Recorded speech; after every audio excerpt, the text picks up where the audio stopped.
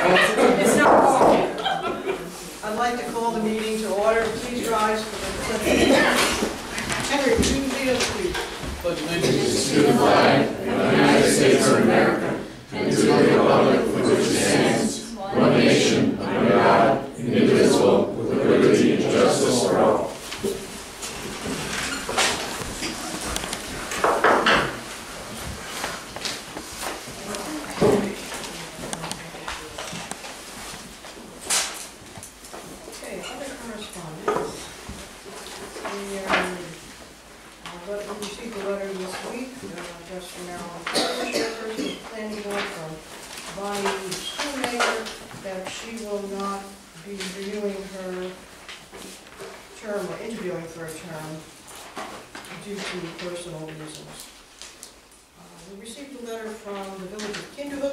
Support to designate the Kinderhook Creek as an inland waterway for purposes of the state's coastal water bodies and designated inland waterways program.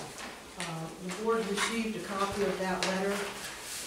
Does anyone have any questions or objections?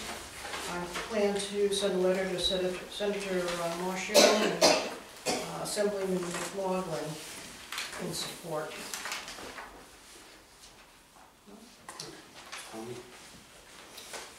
We received a letter from Edward Romanowski, and it has to do with a subdivision request on a non-conforming lot. This was referred to the code enforcement officer, and they are responding to Mr. Romanowski's letter. Late this afternoon, we received an email from Mayor Tom Kerman with regard to the budget. So what I'd like to do, Tom, if it's okay with you, wait until the budget, and then we can address it at that time. Are you going to address it before the budget or after? I'm sorry? Are we going to be able to comment? Oh, yeah. Okay. And speaking of public comment, we're moving into the public comment statement, and the Chatham Town Board appreciates information received from the public during the public comment portion of each meeting, which often is very helpful in the governance of the town.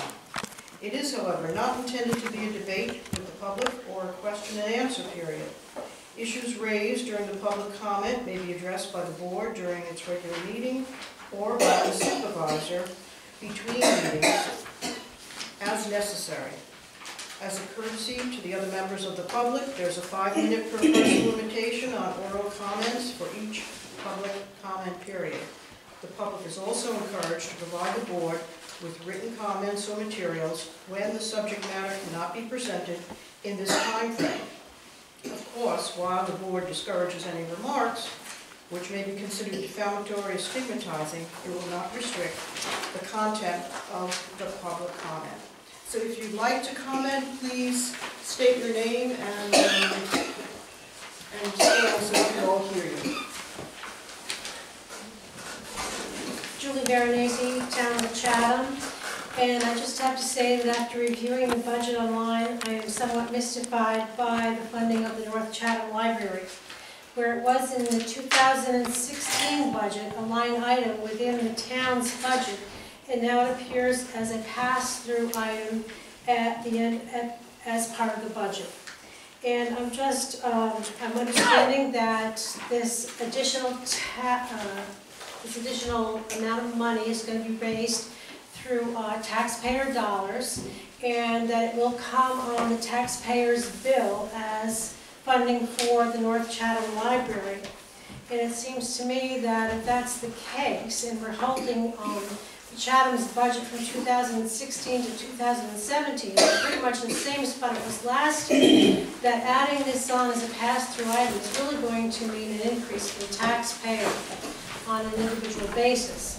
So I might hope that the board would reflect on this a little bit in public tonight to help clarify any questions that might exist among the public on the North Chatham Library funding as it's been moved from a line item to a pass-through item. Thank you. Thank you.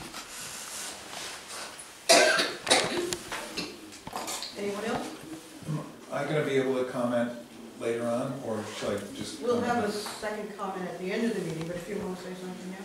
Okay, Mayor, Tom Curran, I just, reviewing the budget, and I take responsibility for not actually having seen it until today, but it looks like the A fund is the general fund, and I see that there's highway machinery in the A fund, and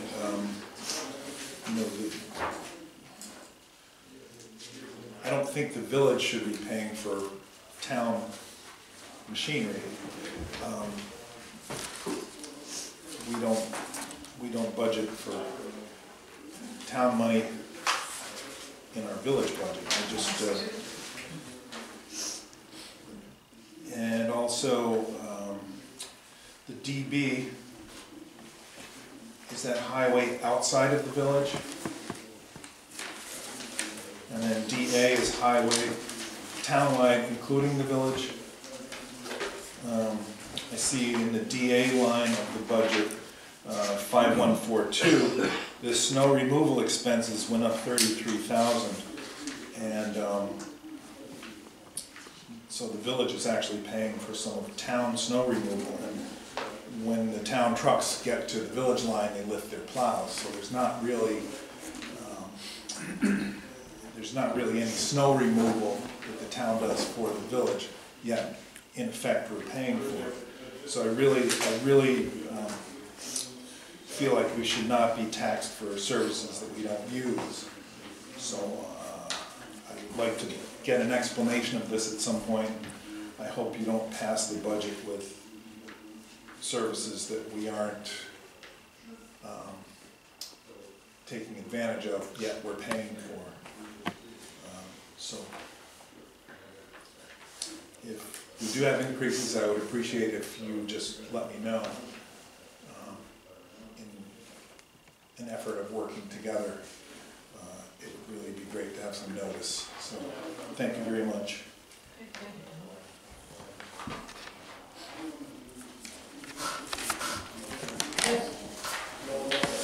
Hi, my name is Randy Walker. I live in Chatham Center. I think that there are less people that come to these types of presentations in support of the budget, so I'm here tonight to say that I support the budget and the effort of the town board and the effort of the committee and others that work for the town that helped with the budget. I mostly appreciate that the process was transparent and that we've had an opportunity to see the budget for quite a bit of time. So I just want to thank you very much for all your hard work. I did read recently about a suggestion for reducing your stipends, which feels like you're basically getting a stipend for the work that you do. I feel like you should actually get more money for the work that you do, because I know you probably work every day and put in a lot of hours, so I hope that suggestion doesn't get taken acted upon. And I'm on the North Chatham Library Board, so if anybody has any questions about how that library is funded, I'd be glad to talk to you after the meeting. Thank you.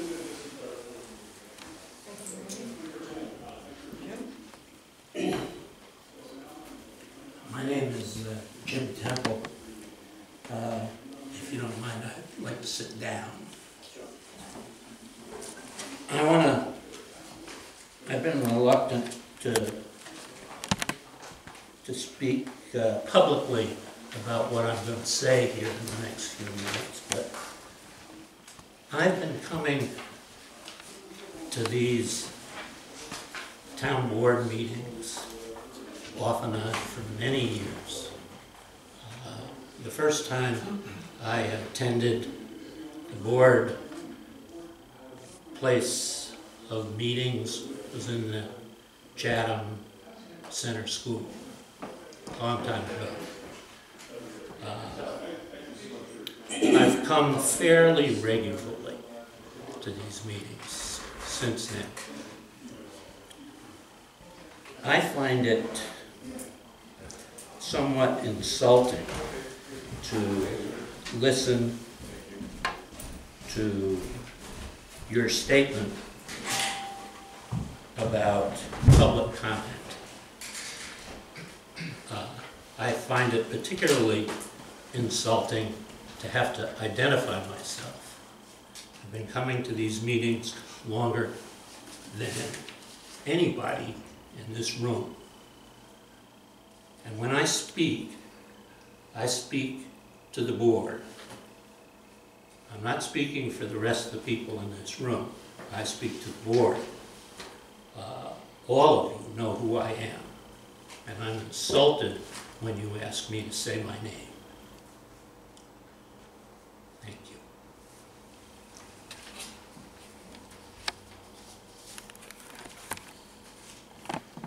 Any other comments?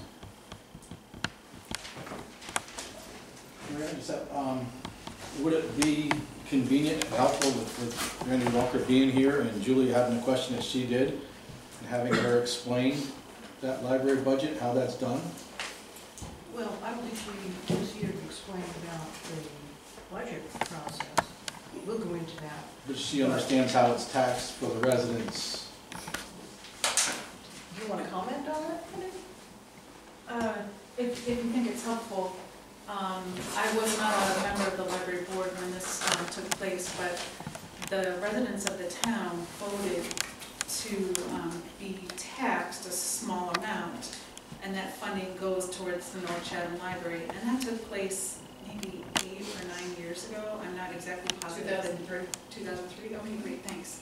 So that's, I do the math here, 13 years ago. So it was quite a while ago. If they moved it in the budget, it's not that you're getting an extra tax. It's just probably semantics, what they're calling it when they change where it's in the budget. But nothing has changed in terms of how much more you have to pay for the North Chatham Library. In 2003, everyone agreed, or the majority agreed, I guess I should say, through a bond or some kind of effort that we want to support the North Chatham Library. And I would love for you to come to the library and see all the things that we do for their money. Okay, great. Thank you very much, Randy. Good idea. Can you speak to Tom about the Yeah, if you want to address it, sure. You know, he's sitting there waiting. You should take care of him. You shouldn't have to stay. He was next on my list. Well, you know that through the budget preparation, it's a give and take. And we're in serious trouble with what we call the A fund. So as we went through and reviewed everything, one of the things that became apparent was that we all live in the town.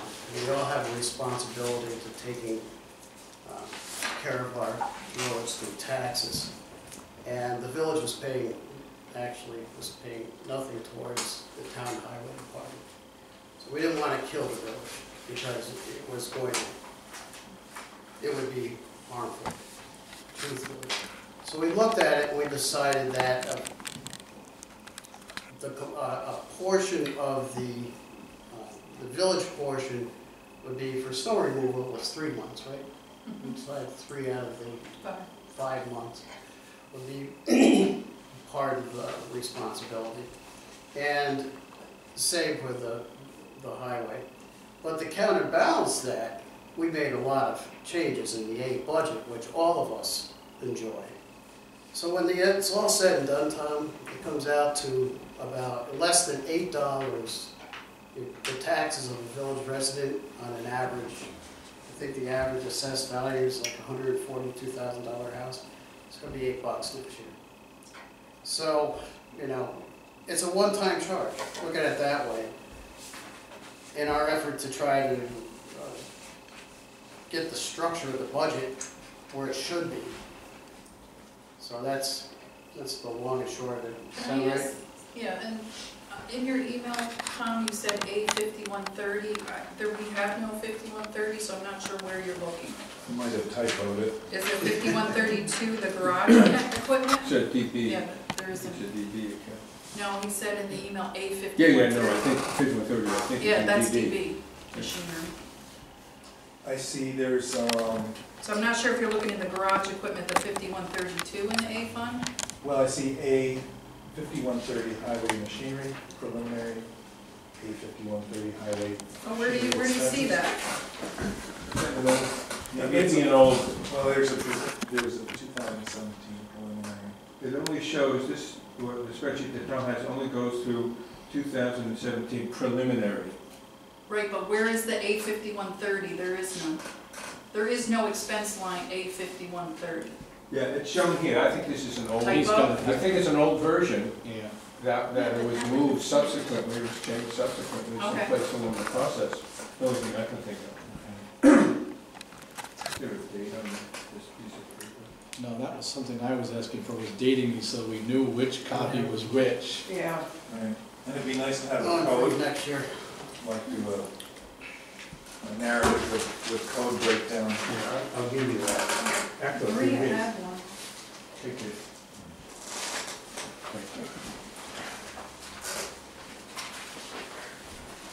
Sure you can do that.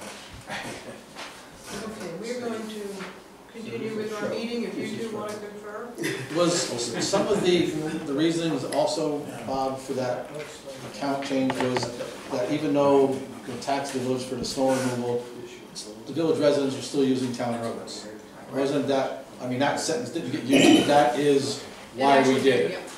Because those people are using town roads and that's why it was put in there also.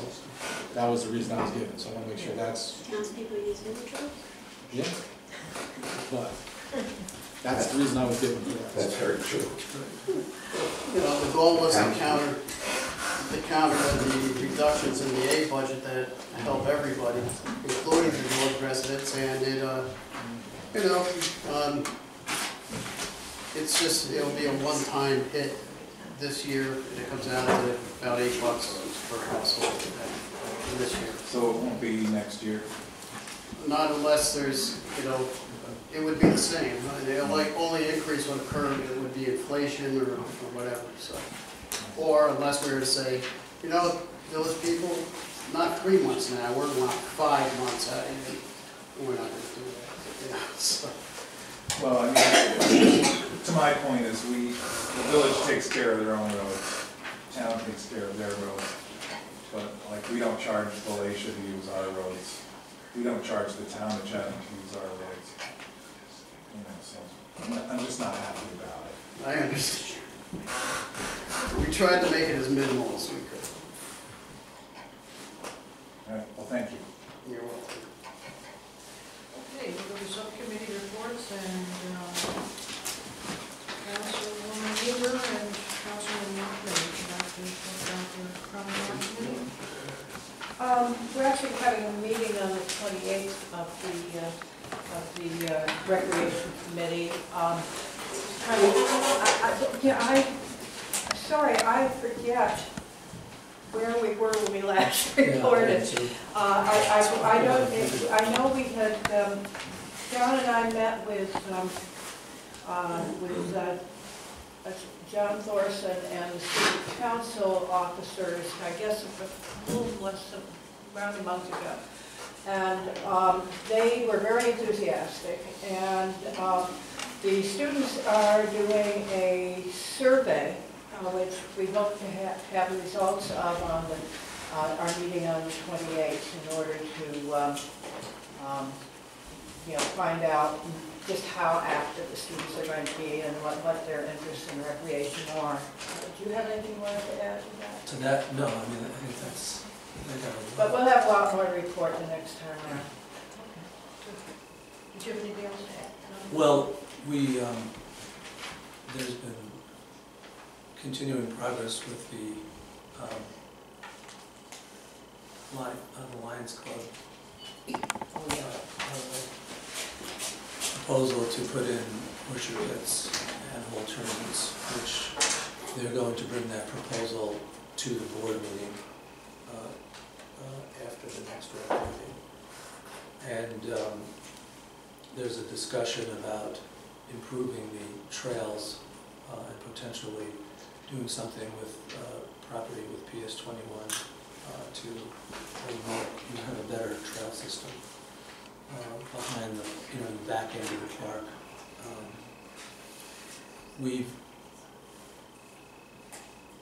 we, on the committee, when we met last time as a committee, we agreed that at the next meeting, which is Monday the 28th, we would discuss both the Crowland Park Foundation and their view of how to move forward, and our view, and of themselves and what their goals really are. We would do the same thing on the committee. And we've just about completed a potential set of bylaws to discuss at the meeting, and also a mission statement.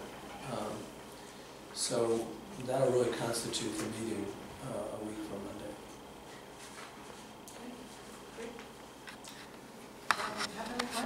Climate Smart, not too much report since I last reported. We're having a meeting this coming Tuesday at 5:30.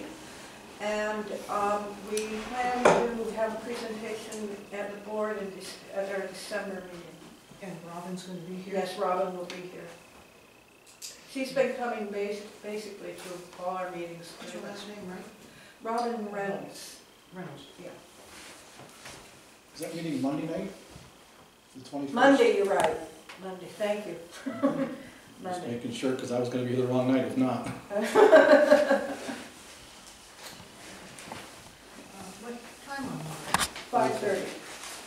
Okay, because there's another meeting. I know there's another meeting at 7, and it struck me that this would be a good way to have an efficient meeting. Good, okay. Do it. Okay, Councilman Malcolm, Citizens Finance and Planning Committee? Well, we haven't met, because we're just finishing the budget situation here, but I will be contacting members in preparation for next year, and finding out who's still interested in being involved, and we'll report back to the board in December, at the December meeting about that. Then we'll get some direction from the board at what items they wish for us to pursue, and go from there. So that's the status quo at the moment. You want to report on the planner? Yep, and as far as the comprehensive plan implementation group, we're meeting every Wednesday, 6 o'clock, usually here. If there's a conflict here, we meet at the North Chatham Library. We will not be meeting next Wednesday. We've, so far we've made it through all the definitions, reviewing all the definitions, and requested that a few more be added. And we've started reviewing all the different zoning designations and the use tables for them. We've made it through the Hamlet 1 and are getting through Hamlet 2. Last night we had Wendy Carroll from the planning board join us. She was going to just observe at first, but she got involved, and our meetings are very open. Anybody wants to come to them, feel free. And she was a tremendous asset last night. Very helpful for us as we work our way through the usage tables. So we are continuing on. We have sent our first section of review to Nan Stolzenberg, who I think is away at the moment, but we'll be receiving feedback from that very soon. That's it? That's it? Can that information be forwarded to the board members? Sure. So this way we can sort of review it as we go too. Yeah.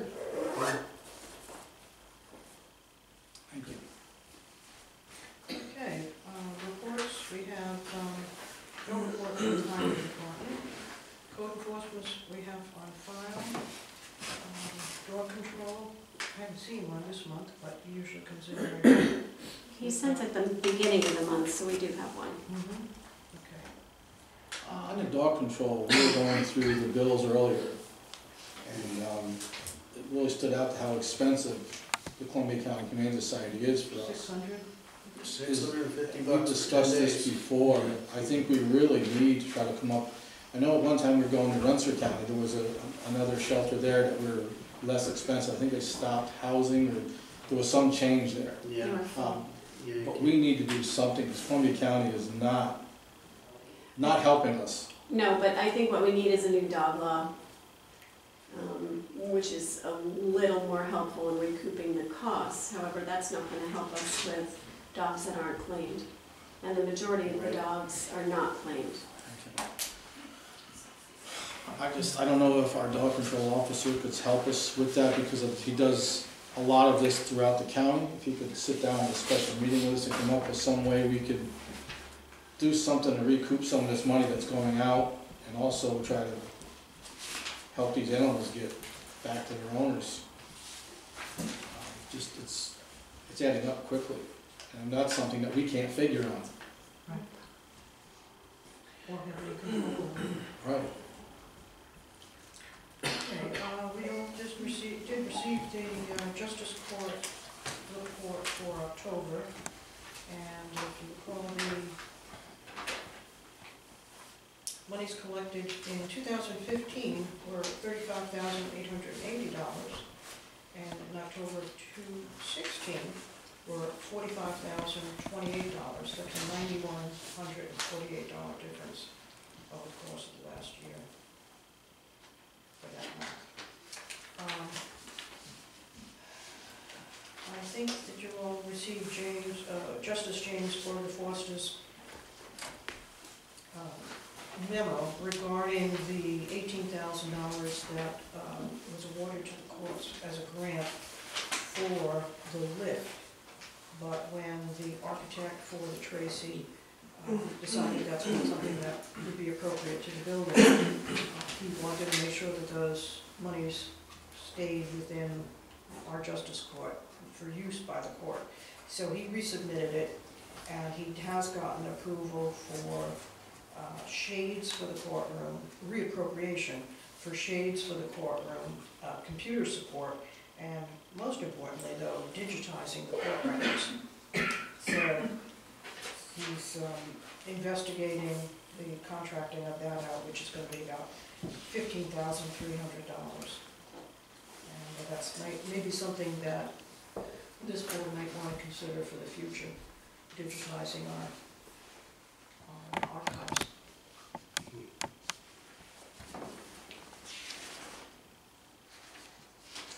And Tammy's also put together a fines and expense report that we'll be getting each month. So we can track how, I think might have gotten that today, we can track how the revenue is coming in and the expenses on the enhanced patrol program. So that's a way we can track it. We have a report from Carol Hagelin on the advisory board for Columbia County Office of the Aging. We've got a report from our recreation director. John Walker and I met with Mike West with regard to an audit that was done by our insurance company on all of the facilities, and we did go over with Mike West the items that were covered that needed attention over at Cullen Park, so he's working on that. Just wanted to go back to something about the report about fines, with our new law enforcement, enhanced law enforcement. Is there a way we can get some information about where the tickets actually were made in town? So that besides the number, the amount of money, we get some idea that where these sheriff deputies are actually working. I can ask them if they can track it that way. Can I speak?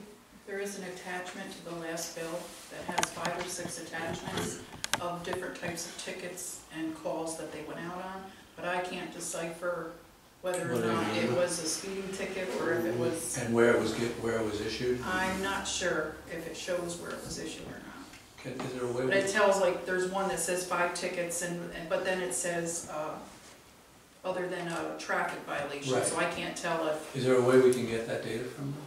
We'd have to ask the sheriff. One of the problems with that is when they bargain, they sit and negotiate the ticket, it can go from a speeding ticket to a parking with a payment Right, ticket. right. And it's not gonna show But where it's, that would be, where if it was, if it's oh, almost it wouldn't ticketed, show where that it if was they're actually ticketed on the originated. Parkway or ticketed on Main Street, that ticket, once they change it to a parking with payment, That it's not gonna give a disappears. description of where it Oh, happened. that's the So that's problem. where the change is gonna be. Okay. Okay, you have supervisors report on firm, you have the accounting firm, building and inspector, and town clerk. Do you have anything? I have a couple of things.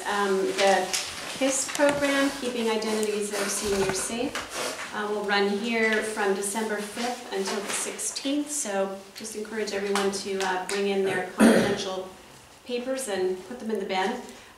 Regular deer and bear season opens on Saturday. So anyone who's waiting to get a license, we're open tomorrow. And we've had complaints of dumping up on Birch Hill Road, and it seems to be a pretty regular occurrence, and we have the sheriff's investigator, the sheriff's department investigating. Okay, thank you. Under new business, I'd like to have a motion that we advertise for a new planning board member as of January 1st, 2017. If I can have a motion and a second. Second. Any discussion? All in favor? Aye. And we also have the historian that will not renew her term in 2017, so I'd like to have an advertisement put in for a new historian in a voluntary position. Most historians in this county serve as a volunteer. I can have a motion in a second. So moved. Second. Any discussion? Just one, our historian, of course, is not doing it anymore, but she was, one of the reasons why she didn't seek the position as a volunteer, but she would have if we, as a board, had approached her to let her know that that position was going to be a change financially. We didn't do that. She was highly insulted, done it for a long time, done a good job at it, and that's why she opted not to volunteer to do it, because of the way we treated her. And I did tell her that I would make mention of that, and I do think we were unfair to the lady. So on her behalf, I just wanted to bring that up. Well, if you think about it, we didn't ask the town planning board or the town zoning board if they would like their salaries changed. I think that that's a policy decision, isn't it? There's also policy, there's also being a decent person, and we were not. These people are employees, but they're also people. We can't forget that. Any other discussion? All in favor? Aye. Opposed? Okay.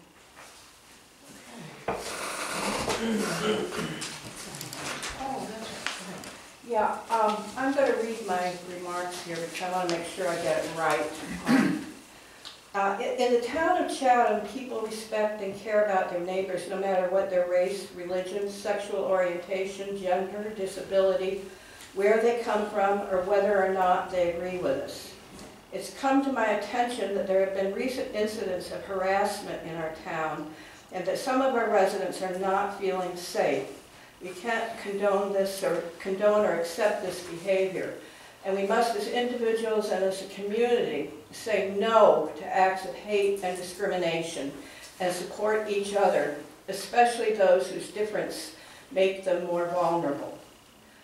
We need to do whatever it takes, not only to see that this behavior ends, but also to create an atmosphere in which all of our residents feel safe at home and in the community.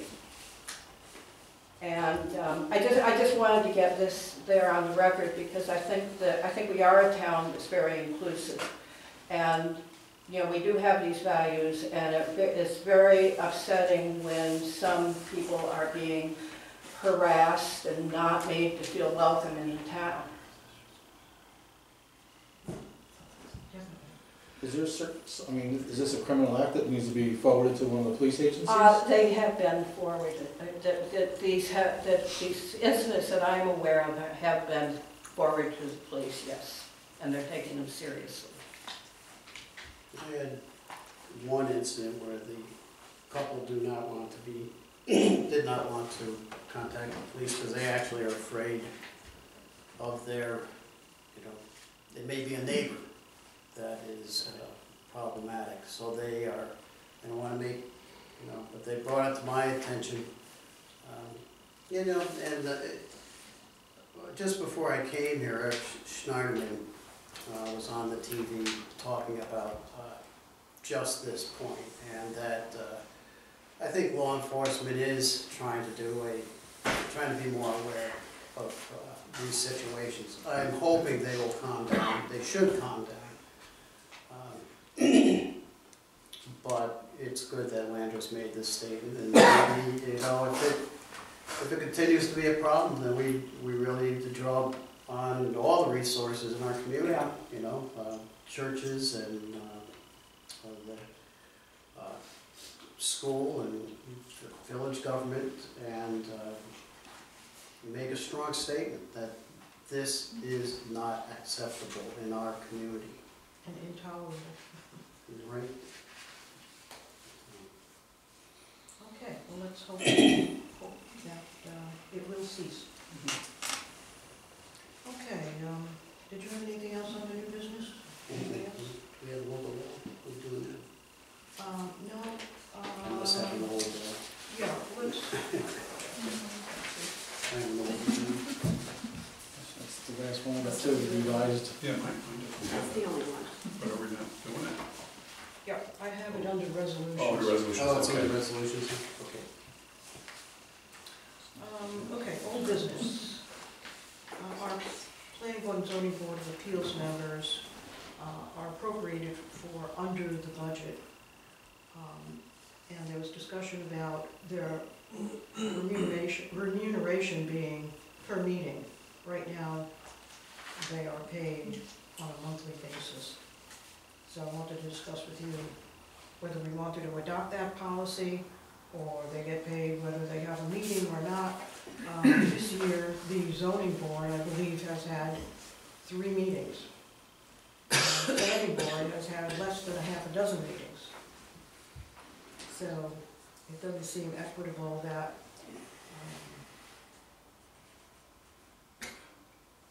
the town should be paying for meetings that don't take place. But I'd like to know what the board feels.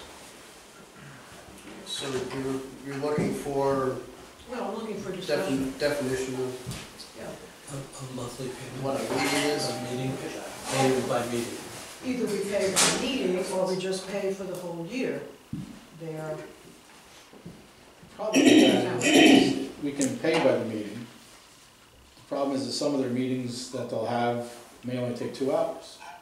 There's other nights, those meetings are gonna take 4 hours. You never know, because of the amount of business they have, what they're gonna do. Same with us. Some nights we have meetings that are lasting, several hours. Some nights we're lucky enough we're only here an hour. And we're not paid, we're just paid, period. So I think if we're gonna be, adjusting salaries and doing it by meeting, we have to decide, what's an average meeting? If it's over 2 hours, do they get paid more for their time? And we can't just flat rate them at 2 hours or a meeting, because not all meetings are the same for them. So I think we need to give that some thought if we're gonna do that. You know what is more concerning to me is, it's not so much the length of the meeting as it is, what is a meeting? Because there are times when they will go out on field visits. Mm-hmm. In my mind, that's a meeting.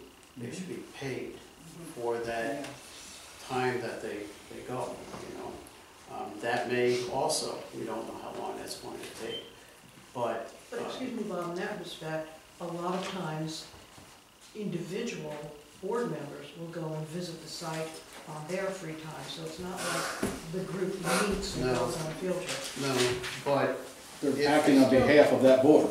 but if they're, yeah, and if they are, you know, if they, from what, recent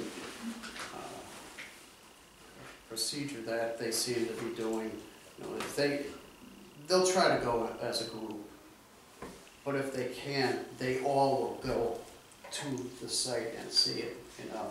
And they can certainly keep track of who went and who didn't. But it just seems to me if they're in those situations, because that's just as critical for their understanding of a situation as when they are sitting here addressing documents and trying to figure out what's going on in my mind.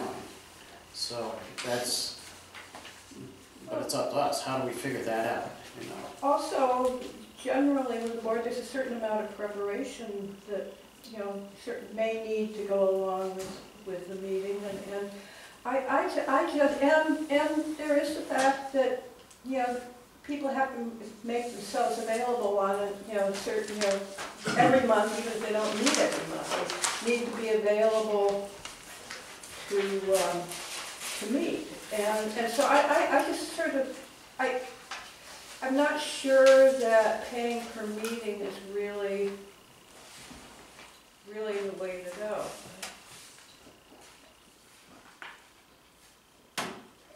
I guess, and I agree 100% with how you put that. I mean, they have to plan their month around that meeting, have to be available for that meeting. If there's no business for them, they have no meeting. But in the same sense, we're taking our numbers for this year and part of last. But if you go back in history and look at meetings that they've had prior, before a lot of stuff has changed in the town and everything else, there was a lot more meetings and a lot lengthier meetings. Right now, the building, a lot of things have slowed down in our town. With all the zoning changes and everything else going on, we're hoping, with the new zoning implementation and stuff, that we're going to increase some business. We're going to have some growth. And with that growth, these people are going to be busy. So if we're asking and saying that we're going to grow, so is this committee, so is this board. So right now, maybe we might be paying them a little bit more because we're not doing anything at the point for every meeting. But hopefully in the near future, that's going to change and they're going to become even busier. So, John, what are your thoughts? Well, I mean, we decided we were going to pay them by the meeting. Well, that's what was appropriated, but Right. there was a discussion as to what's it going to be, that's why I'm bringing it up. So So we have to make policy. So is we to pay it by the meeting, or, because there could be one field trip in there, and 11 meetings. Well, I think we had an amount per meeting, and I was assuming that was appropriate for an average length meeting. It might be, you know, more if the meeting lasts an hour, it might be less if it lasts 4, but basically that amount was what we thought was right given other towns. So I would stick with that. I also would, I like the idea of counting a site visit as a meeting, but I don't like just saying, well, they're basically scheduled for X number of meetings, and if somebody doesn't come, they get paid. That I don't think makes sense. I think you should be paid for the work you do on that basis. You know, Unless you're sick. yeah, unless you're sick, you know. But if you choose not to come, you don't get paid. But I do think that visits certainly should be considered as a meeting, and other activities like that should be considered a meeting. All right, so let me ask you this. How should the finance department pay the board members? Should they pay on a monthly basis, or should they pay on a per meeting basis? So that's the question.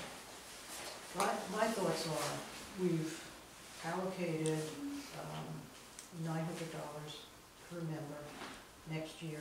I think that that's what they should be paid on a monthly, across the 12 months. And if there happen to be a couple of additional site visits, then those get included also. But instead of being paid every time they show up. Well, I think that would be cumbersome to do that. Yeah, I just got to ask Tammy, what would Tammy As long as they give me prefer? a timesheet every month. Yeah, and that might be Yeah. problematic. I'll let Kim decide, you think? Yeah, I think that's probably the safest way to go. So, I'll make the motion that the planning board and zoning board will be paid on a monthly basis. And for any additional meetings like a group site visit, then timesheet has to be sent into the finance department. Are we gonna add to the budget for that? Well, we don't know yet. Well, probably But I not, mean, there's because nothing there, there's no There's- contingency in the because B fund. they may not have a site. Right, but I'm just saying, there's no B fund contingency to Right. transfer money into there if you wanna put more money in there. So I'm just asking, where would you get the money? Would we be able to transfer from the A contingency? No?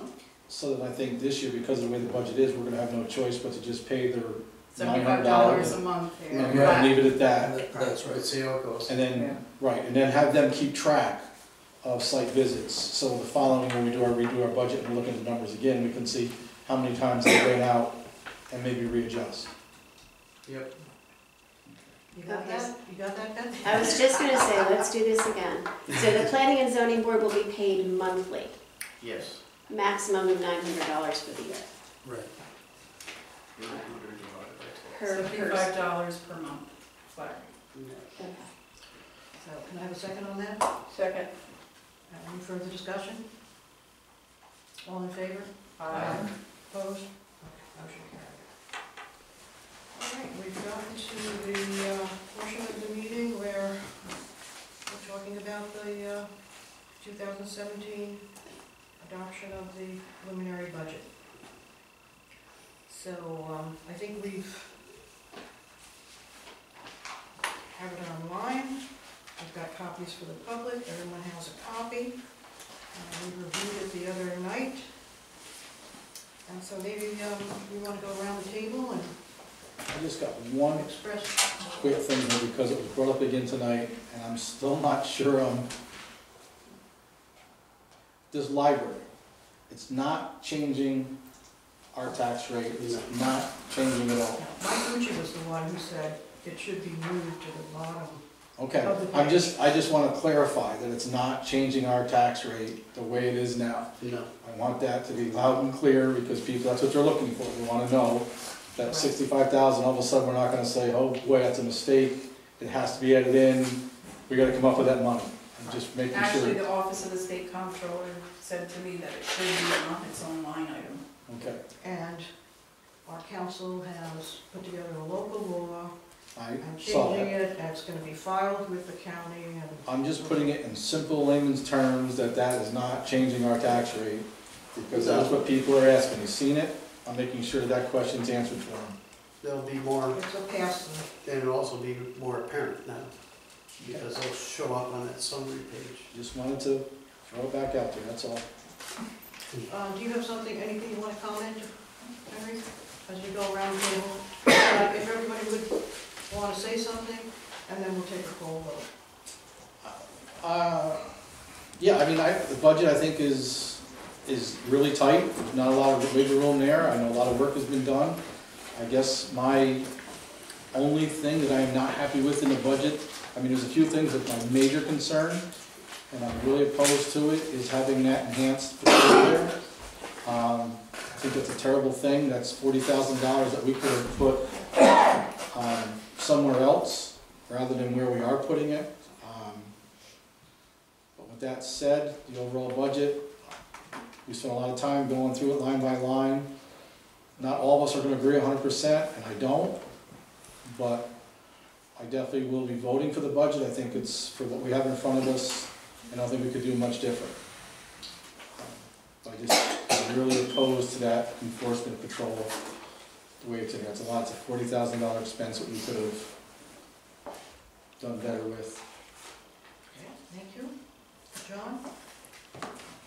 I just want to reiterate that I was really impressed participating in how much work went into changing the budget process and making it more transparent and reaching some very tough decisions. I thought we did really well as a board, kind of reaching consensus the meeting before last about what to do about the cuts that we need to make. And I said at that meeting that I really appreciate town employees doing what they did, and I just want to reiterate that. I guess I come down in a little different place about the actual budgeting of the enhancement patrol, which is that we really don't have a way of anticipating revenue clearly that goes along with that $40,000 expense. But I do think there's reason to think that we're not spending $40,000 and not having a return in revenue. I think it was changed to 30. Yeah, it was changed to 30, so Yeah. it looks like, I think it's important for the public to realize that there's revenue connected with that expenditure. Yeah. The bigger question for me about that is not the budget question, which I can look at as I go along and see is that revenue really keeping up, but the question of what they're actually doing. And that's why I asked the question I asked before, which is that I'd really like to know, is this a dragnet on the Taconic, or is this a way of improving law enforcement, especially speeding in areas that citizens complain about? But that's not primarily a budget issue. So I'm certainly in favor of the budget, and I think it's been well thought through, and I really have to watch our money very carefully. I hope we can do that. Thank you. Yeah, I echo that I think the budget go along with. It certainly wouldn't be enough not to keep me from voting for the budget. Thank you. Sure. I'm going to read a statement so I don't ramble. I'll just say that this, having worked so many years on budgets, this has been just a tremendous experience. But anyways, I am exceedingly proud of how this town has prepared the 2017 budget. I say this town because its preparation included citizens giving hours of their time with the Citizens Finance Planning Committee, employees who provided information, financially sacrificed, Michael Richardson, who was provided hours of free consulting time, the accounting firm Patterson-Koski Hamaguchi, our town attorney Sal Filazzo, and the citizens who have come out and sat with us as we went line by line through the town budget. I am also thankful for the leadership of our supervisor, Maria Lowell, who has provided in her first challenging year. Town board is ultimately responsible for the budget. I can, without reservation, state that for the first time in many budgets I have been involved in, this is the most carefully prepared one. It has been a wonderful, difficult experience in which I personally have learned a tremendous amount. I also can state that this budget will get us back on sound fiscal footing while meeting the New York State tax levy cap of 0.68%. This is the first year we will not need to override the tax cap since its inception. However, I feel compelled to address issues raised by Mr. Blaisdell. Regarding the budgeting of the enhanced sheriff patrol, I will not speak to the policy decision that was made during the summer, but only regarding how to competently budget the program, which is currently a pilot. For us, calculating the appropriation was quite easy. However, we have no experience yet on the revenue side.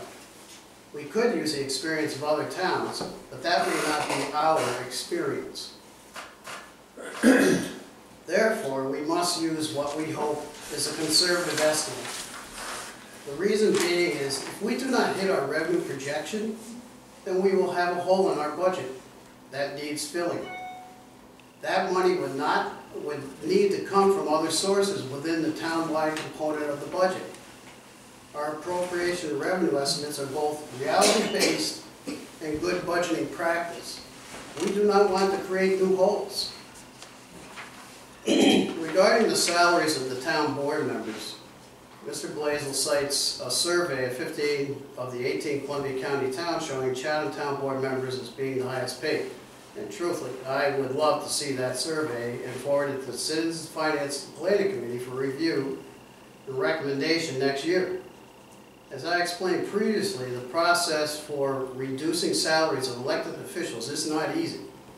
It requires a motion, resolution by the town board, and then must appear before voters as a mandatory referendum at the next general election. As I stated for the prior 2 budget preparations, I proposed cutting town board members' salaries by 20%. Unfortunately, the board majority of DeGroot, Swartz, and Rhodey did not, thus it was not considered. I can guarantee that this administration will consider any recommendation from the Citizens Finance and Planning Committee next year and will take the appropriate action. Lastly, I want the public to know that this is the hardest working town board in the history of this town. We have met 32 times this year, not counting the dozens of subcommittee meetings we have also had. I do not see us slowing down much in the upcoming year, as there remains much work to be done. Your support of our efforts is greatly appreciated. I'll copy and paste that for you, Beth Ann. Well, I have a statement to read also. I like to put all of my thoughts and feelings together, and I do take it seriously how my presentations come across. But before I read it, I want to look each one of my board members in the eye and tell you all how grateful I am to have been able to work with you and the town clerk and the budget officer. Michael Richardson isn't here, Mike Gucci's not here, and Lisa Gill is a super girl. She's our other town accountant. This has been an education for all of us, and I think that we've got the structure of a budget that is going to go forward in the future on a much smoother basis, because this was a virgin budget. Let's call it that. One of the major responsibilities of the town supervisor is to coordinate with the budget officer and present an annual budget to the town board. Because town finances were determined to be in fiscal stress, in 2017 preliminary budget was initiated by 17 individuals all working together. The Citizens Finance and Planning Committee, including municipal consultant, a budget officer, 2 accountants, department heads, and the supervisor. All meetings of the Citizens Finance and Planning Committee and the town board have been open meetings to enable citizens to participate in and understand the deliberations and reasoning behind each of the changes recommended with total transparency. We are mindful that the taxpayers have entrusted us with a great responsibility in the form of their hard-earned dollars.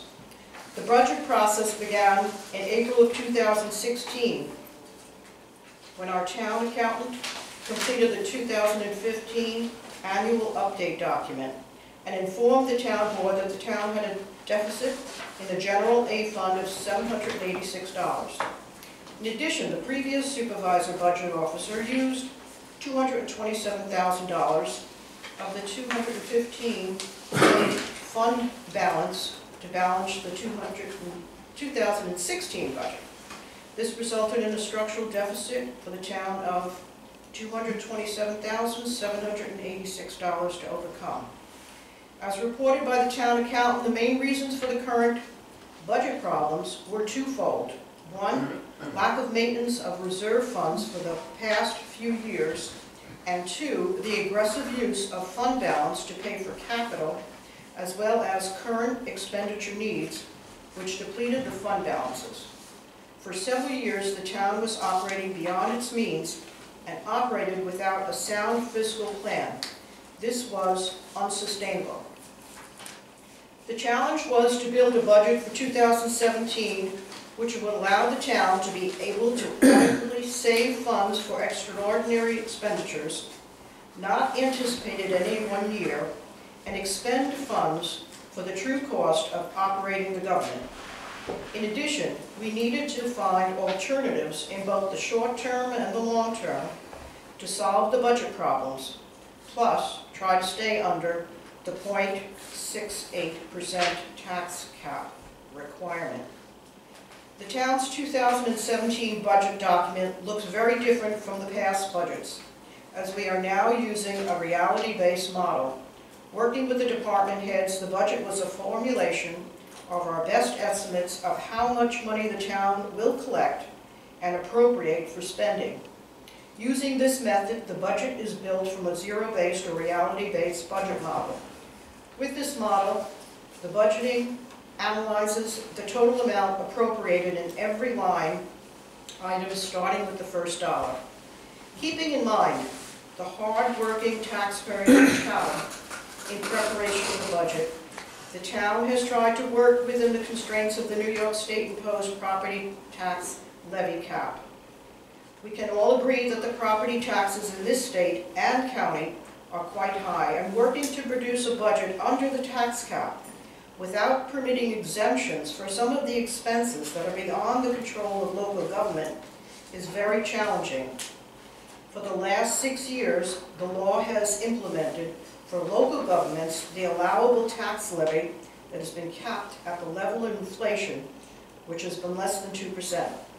This results in the 2017 budget coming in under the tax cap of 0.68% by $6,527.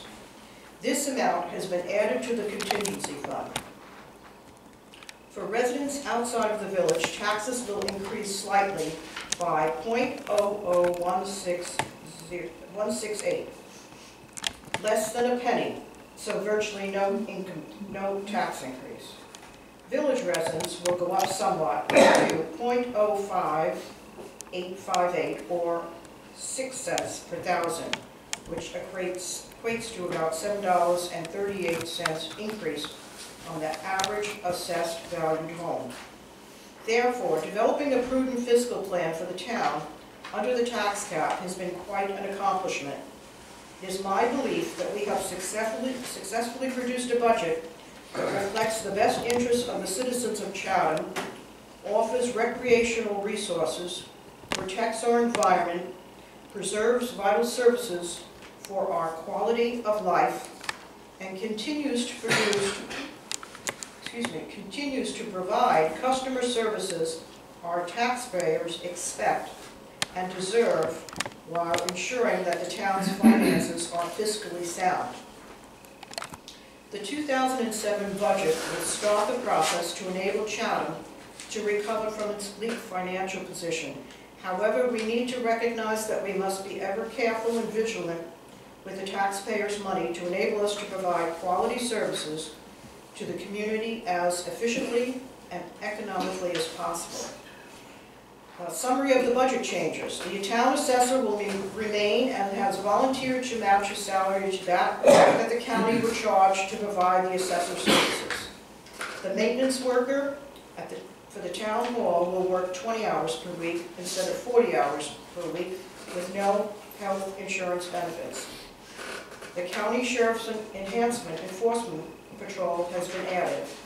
The animal control officer, title changed to civil service description of dog control officer, has volunteered to reduce his salary. The veterans allocation will remain the same at $1,000 for flags and wreaths at cemeteries. The Again, Chatham Senior Club allocation will remain the same, $2,000 to supplement field trips costs for seniors. Crowland Park Recreation has been funded.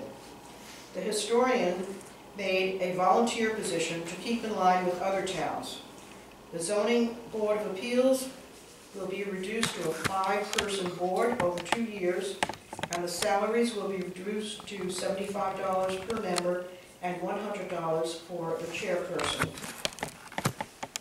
Planning Board will remain a 7-person board, salaries reduced to $75 a member and $100 for the chairperson. Major Highway Department equipment will be bonded. The collective bargaining unit salaries for 2017 will remain the same. The commingling of funds has been eliminated, and expenditures are reviewed by the supervisor, the budget officer, the town board members, and the town clerk on a monthly basis. So thank you all. And let's go to the resolution. It's on over here.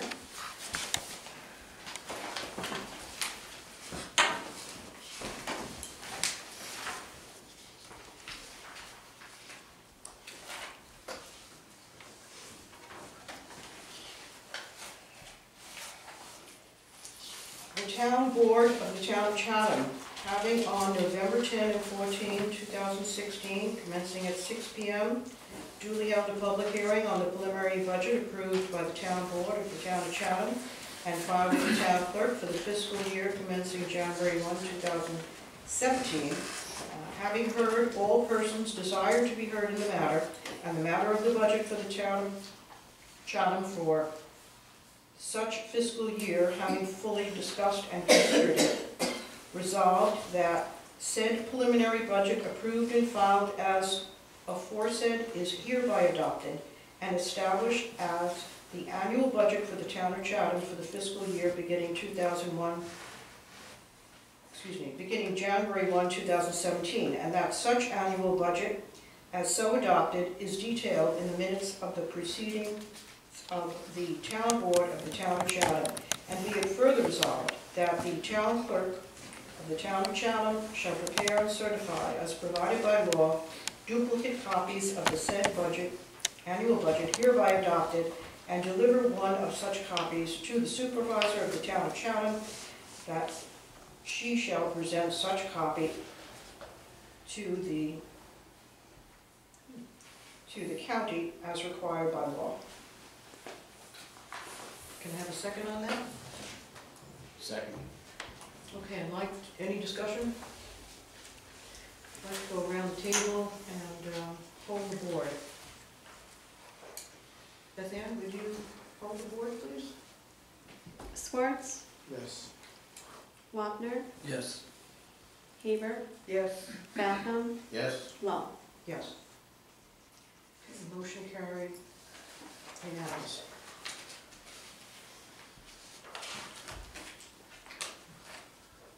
Budget adopted. Thank you very much. Sigh of relief. Okay. You all received some changes for, I thought Michael would be here tonight because he has the compensation and benefits manual template in his computer. Put it off for the workshop meeting? Pardon? Want to put it off for the workshop meeting? Well, one part of the manual I'd like to hold off till next meeting, but there are several items that you all received an email from Tammy with regard to the manual. And they have to do with the sick accruals, health insurance, and federal holidays.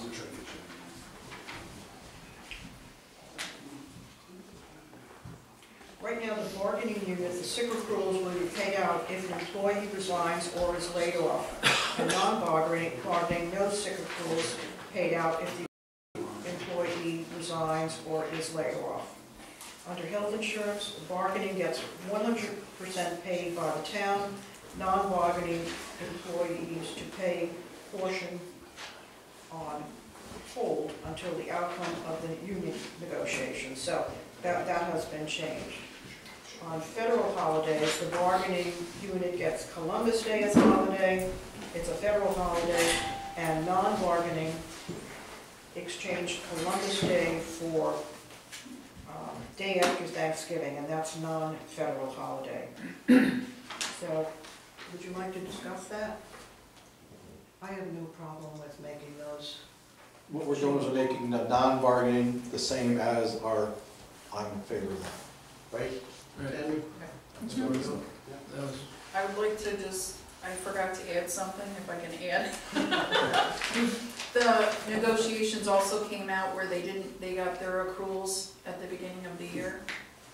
And Oh, yeah. 2 of us non-bargaining have to earn it per month, and I'm asking that it goes back to the way It should be the same. front-loaded at the beginning of the year, like the negotiations for the union. So accruals front-loaded? Sick accruals front-loaded, yeah. I just think it makes it easier if it's the same instead of trying to figure out. I think that it's What did you actually say? You said something Two. accrual? to their The sick advantage. accrual, Sick, yeah. Unfortunately, the union did not agree. So, try as we may, the union did not agree with that, so. I really don't. and it's only 2 non-bargaining. Yeah. Right, but once you do choose. Yeah. I'd have to work 2 months to be sick one day. You're not gonna be sick, that's all. I haven't been. That's it, we're watching it right now. Yeah, what's somewhere? Yeah, right here. Okay, so everybody's in agreement? Take care of that. Okay, resolution, revision to compensation and benefits manual, November 17, 2016.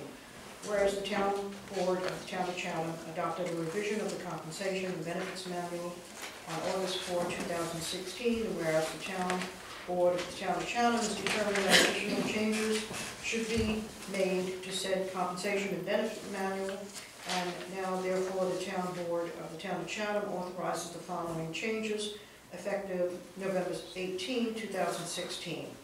Termination of sick leave upon separation, retirement into the New York State retirement system, or layoff of more than 1 year, an employee will be reimbursed for any sick leave credits at the rate of $25 per day. Health insurance, town will pay 100% of health insurance premium for eligible employees. Holidays, remove day after Thanksgiving and put back Columbus Day as a town holiday. And sick accruals will be front-loaded the beginning of the year. Do you have a second on that? Second. Any further discussion? All in favor? Aye. Opposed? Motion carried. Thank you. Don't mention it. Watch, she's gonna be sick tomorrow. I actually am. Okay. So you ironed out the agreement? Yes, I do. The fire protection contract, we have a gentleman here from East Chatham. East Chatham Fire Department.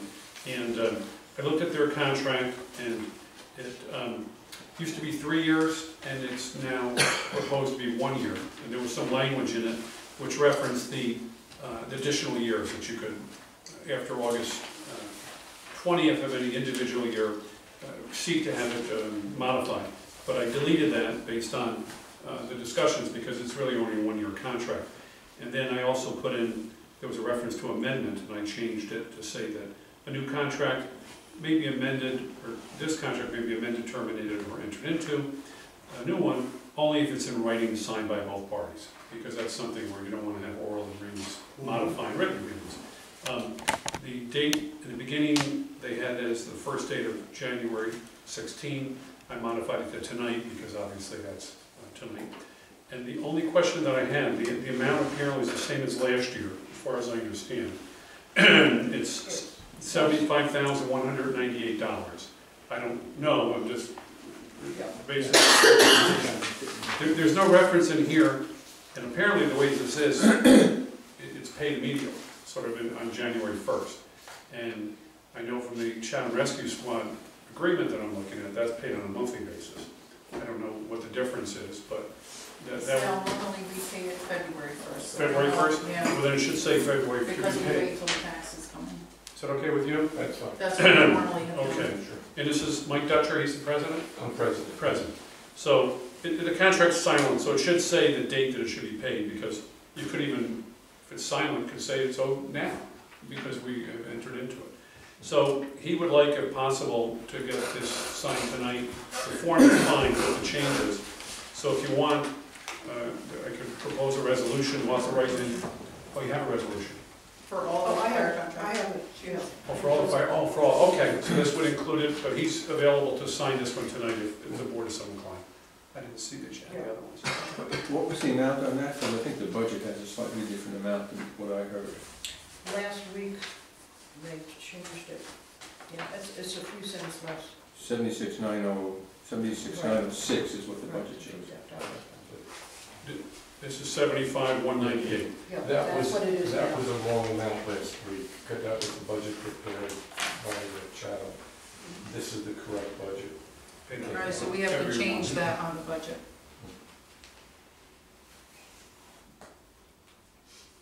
You change the budget number?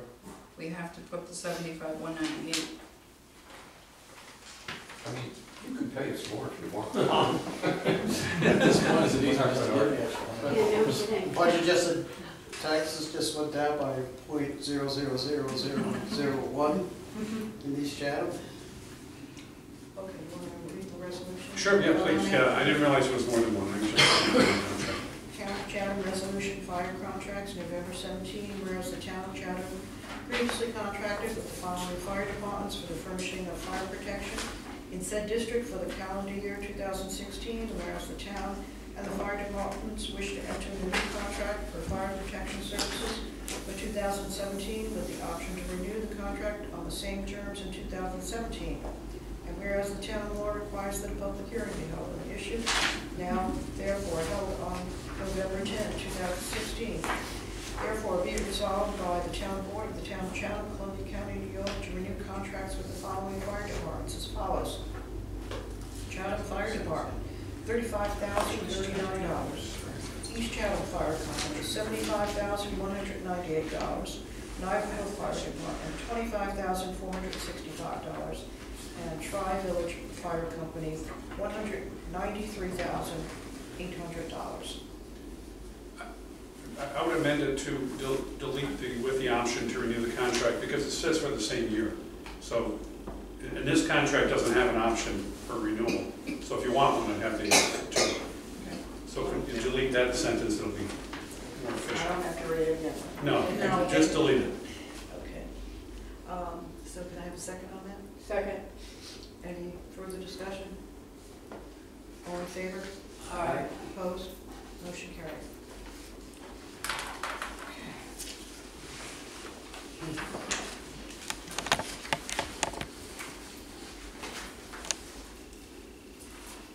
So, You can sign this. I can say. You want you to sign it, and then you can. Sure. Okay. Once you initial all the changes. The changes are the date. Get rid of that other language just once, and then the pay on February 1. Sign it. Here.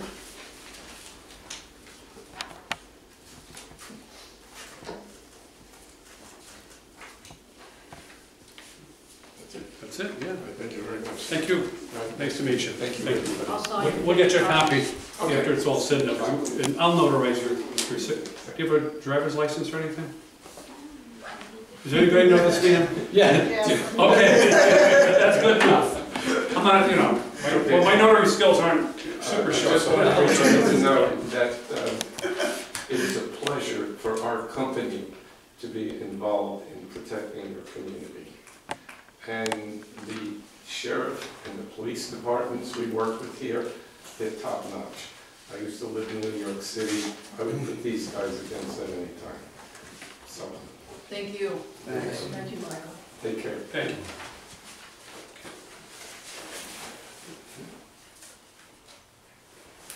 Okay, next item is collective bargaining agreement. You received copies. Any discussion? I'm going to read the resolution.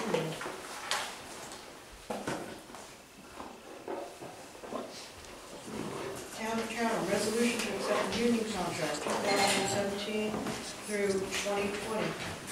Whereas employees of the town of Chatham Highway Department are bargaining purposes by the Teamsters Local 294 Union. And whereas the union and the town of Chatham, known as Town, has previously entered into an agreement regarding terms and conditions of employment, including wages, compensation, and benefits for the covered employees of the town highway department, and such agreement will expire December 31, 2016. And whereas representatives of both the union and the town have negotiated and drafted a new potential collective bargaining agreement, which has been presented to both parties for review and adoption. And now, therefore, be it resolved, the town board of the town of Chatham has reviewed and discussed, hereby approves the attached collective bargaining agreement effective January 1, 2017 through December 31, 2020. And further resolved, the supervisor is hereby authorized to sign and deliver any documents necessary to effectuate the terms and the conditions of this resolution and implement same on behalf of the town. Second. Second. Any discussion? I just want to say that the negotiations were really terrific, and that the new agreement is a vastly improved document. The old document was terribly outdated, old, just, you know, we did a lot of corrections in that, in the new document.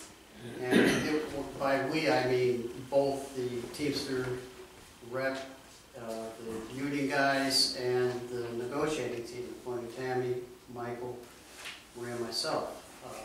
It is a really good contract now.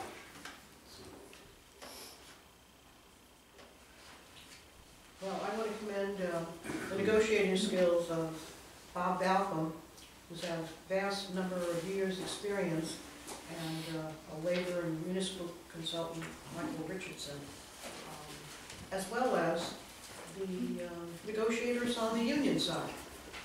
And I think we came out with an agreement, and it was a win-win for both sides. So we both sat here one day for 6 or 8 hours, back and forth with a mediator. And it worked out, and I think we got a very good agreement. So, on that note, all in favor? Aye. Aye. Aye. Opposed? Motion carried. Okay, Sam, you want to tell us about the charter? Okay, charter, and then we have charter communications. We've been in touch with Tom Cohan. We met with him here, and he proposed, I'm going to get my charter file, a new 10-year franchise agreement. We had discussions concerning some of the terms, and he's agreed to lower the density. So it used to be from 35 houses down to 30 houses, which is pretty good to have in a rural area, because there's broadband coming. It's not here yet, but it is going to be coming soon. Some of the judgment calls you have to make is the amount of the franchise fee. It can be anywhere from 0 to 5. It's currently 3, and 5% is the cap. That's what's allowed under the federal rules. Right now, the current draft has it at 5, and if you want to change that, I need to talk to him and recommend otherwise. He added municipal buildings at no charge, so that's a goodie that we got. We also negotiated the following language, which I think will be very helpful. The franchisee shall use its best efforts to expand its plant, including any broadband services, in the town of Chatham as part of its statewide initiative to bring broadband to underserved areas of the state of New York, including Columbia County. I did some research with the Public Service Commission. There's a gentleman who's doing the county broadband discussion, supervisor from County. yes, that's John. And I looked into whether broadband and telephone can be included in the franchise fee. I didn't think it could be, and they confirmed that the federal government doesn't really allow that. So that's just a question as to the gross receipts for the 3 or 5%, whatever you want to do. It comes from television only. But as they expand their plant and as broadband comes in, there should be a revenue generation in the future, depending on the number of people and the size. So at some point, I think there was a hearing already. I believe there was a hearing that people could see the proposed agreement. At this point, it probably makes sense. See, they're willing to come by and talk to the board again, or to be here at the board if need be. But I've negotiated these before for Skodak and other towns, and this agreement is kind of a form agreement that the Public Service Commission has approved. So it's a judgment call that the board needs to make. A number of years, right now it's 10, and that's kind of common. And the big one I think that's left to negotiate is the percentage. 5 to 3, that's a judgment call, or 0, or actually 2 or 4. It's totally up to the board. They will honor whatever the board wants to do numerically. They prefer it to be lower, but they'll abide by whatever decision you make.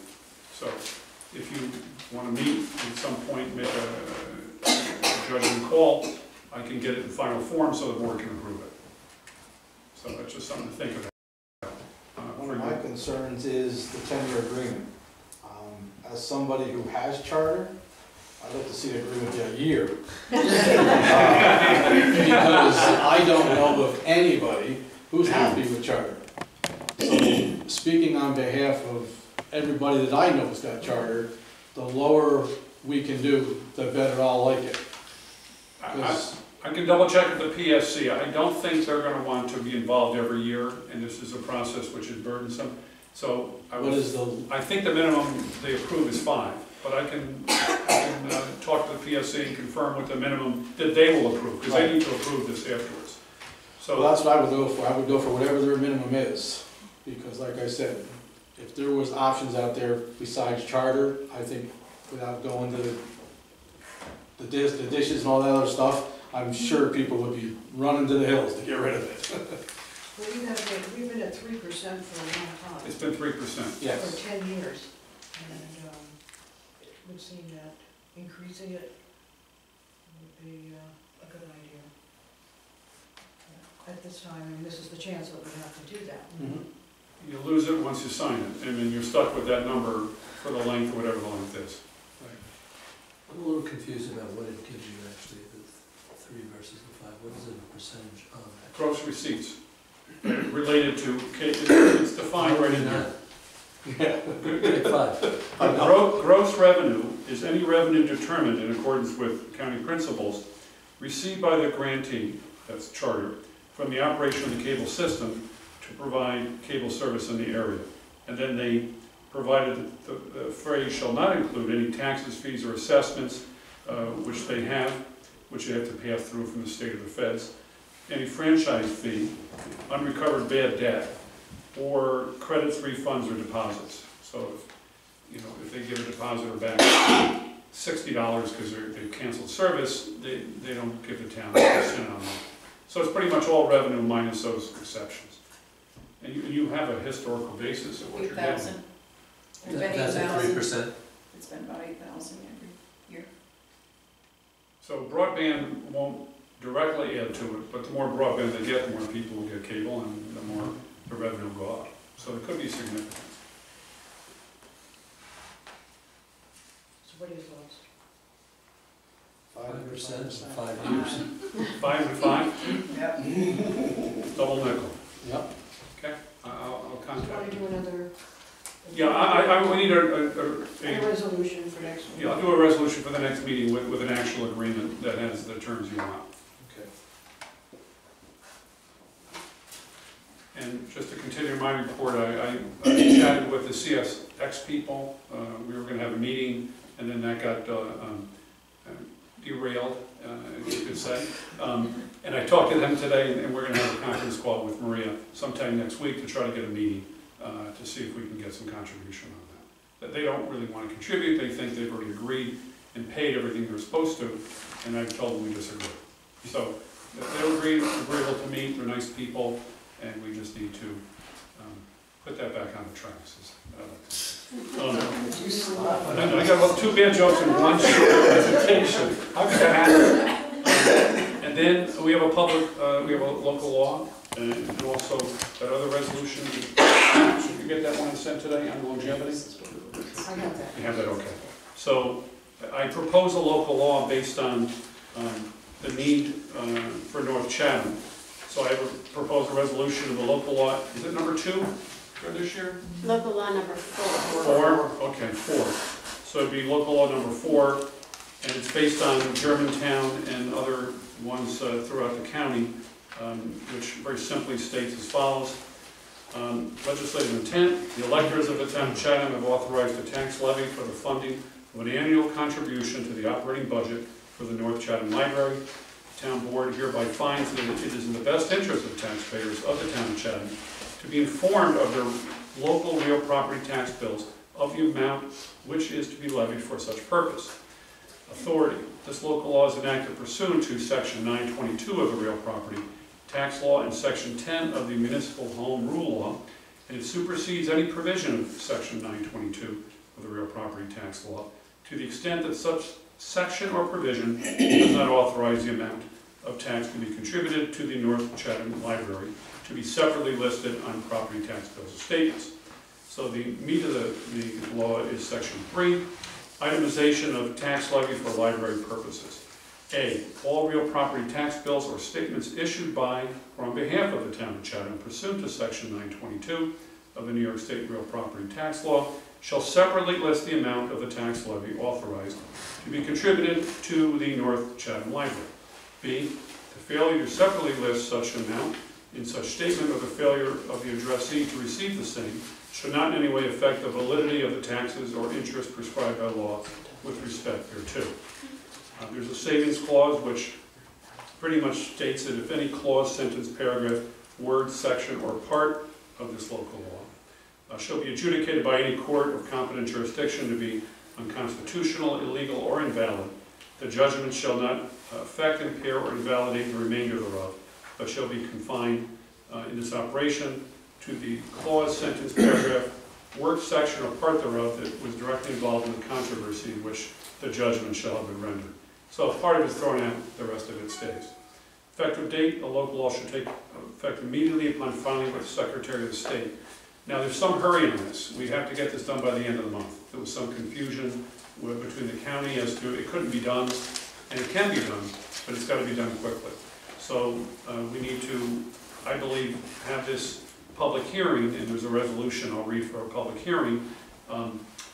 You have to pick a date for it because we need to get this all signed, sealed, and delivered by the end of the month. So I don't know what dates. Let's say what board might be available next. You need 5 days. You need 5 days, and I'm going to propose that you do it the week after Thanksgiving because you won't have enough time to publish it for next week. Well, could you get it in the paper tomorrow? Since there's no weekend edition, Of it won't go Registrar? until Tuesday. Registrar? Right. It won't go until Tuesday. And It can't go on Saturdays? I think deadlines were done for Yeah. those. I tried that last week Oh. on Thursday night. Yeah. Sorry. you need at least 5 days to Right. notice the public law, local law. So it puts us into that last week. It really puts into the last week. We should do it earlier in the week so that we can then enact it. Doesn't have to be a long meeting. It's About not a Monday the 28th? Monday the 28th? Is On everyone a good for that? recreation committee at 7 that night. Can we want to meet earlier? You get 6. Yeah, we can Meet meet at 6:30. Yeah. 6:30. The week before that. Do you want to make this at 6 o'clock? 6 o'clock. Okay, so the 28th. So it would be, the resolution would be, whereas the town board of the town of Chatham is considering a local law to provide for a separate listing of library tax levies on real property tax bills, and whereas a public hearing is required before the enactment of said law, now therefore be it resolved that the town board of the town of Chatham hereby directs that a public hearing will be held by the town board of the town of Chatham on November 28, 2016, at 6 p.m. at the Town of Chatham Town Hall to hear all interested parties regarding adoption of proposed local law number 4 of 2016 to provide for a separate listing of library tax levies on real property tax bills. And be it further resolved that the town clerk is hereby directed to publish notice of hearing in the official newspaper as designated by the town board, and that copies of said proposed local law are available for review at the town clerk's office. And I've already prepared that, and I will send tomorrow a new one that has it all typed up with number 4. So I'll send you a new law on that. We're gonna do the hearing that night. Can we do everything that night, or we have to wait? Well, I would have the special meeting that you can do it that night. In other words, you can have a hearing that night, and we should probably have a separate resolution, have a public hearing or a meeting that night. Special meeting at 6:30 for the purpose of considering local law number 1 of 2006, number 4 of 2016. That's what I was hoping you were gonna say. Yes. Special meeting 6:10. You can make it 6:10, it's not a controversial. We'll do a special meeting at 6 and your public hearing at 6:10. Okay, deal. That's even better. Okay. I'm sorry, you open the up a meeting. public hearing. Special Right. meeting- Well, special we do need a at meeting to 6. have a Have a hearing. public hearing. Public hearing at 6. And so you'll send that tomorrow. Yes, I'll just, Do you want to talk about, we had a resolution Oh, yeah. for the rescue squad. Wait a minute, was there a motion and a second? So moved. Second. Any further discussion? All in favor? Aye. Opposed? yes, I want to talk about the Chatham Rescue Squad and Valatia Rescue Squad. I reviewed their contracts from last year, and I made some changes to them. I sent them to both departments. I haven't received comment from Valatia yet, but I did get a call from the attorney, Karen Taddeo, for Chatham Rescue Squad. And I've known Karen, she's a highly regarded attorney in this area. We use a county chargeback system. And I talked to PJ Keeler about it because I didn't quite understand it myself. But basically the town decides what the assessment should be and the county taxes in that amount, and they pay directly to the Chatham Rescue Squad. So I try to streamline the contract instead of having the town, the way it was written, assign its rights to monies to Chatham. I wanted to go directly from the county to the Chatham Rescue Squad because that was basically what was happening. I wanted the contract to be accurate, to accurately reflect what was happening. And Karen has told me that they're not quite sure that they feel comfortable with the county system, and she was waiting for some information from PJ Keeler.